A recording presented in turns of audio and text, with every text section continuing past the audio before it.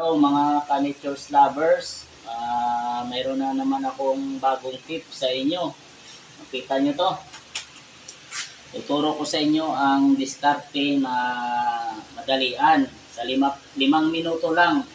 Yung ilaw na sira, kaya natin gawa ng paraan. Ito to, pakita mo to.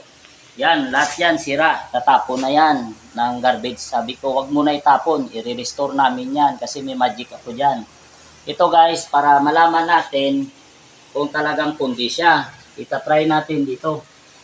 Sakit. Ayan, pundi. Ngayon, nakita nyo to guys. Yan ang sikreto dyan. Ang pundi na isa, tatandaan nyo, lalagyan nyo ng marking. Ngayon, ang marking na yan, ito, tuturo ko sa inyo. Ito lang yung gagawin dyan guys. Tatanggalin lang yan. Tatanggalin lang. Kung wala kayong soldering paste, ito lang.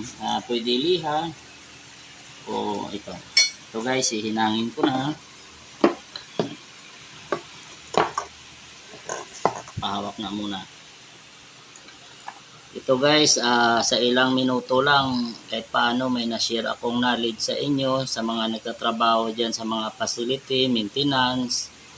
Ito mga simple tips lang to, na kahit paano, nakatipid yung kumpanya nyo sa pagbibili ng ilaw, o either kayo mismo na may-ari ng establishment, makatipid din kung may knowledge kayo sa konting repair, restoration.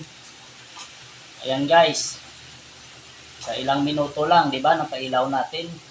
Yan ang tinatawag na restoration magic. Kaya mga guys, nature's lovers, don't forget to subscribe my channel. Nature's lovers, restoration magic. Lahat ng mga repair, general repair, lahat tuturo ko sa inyo kung paano. So guys, legit.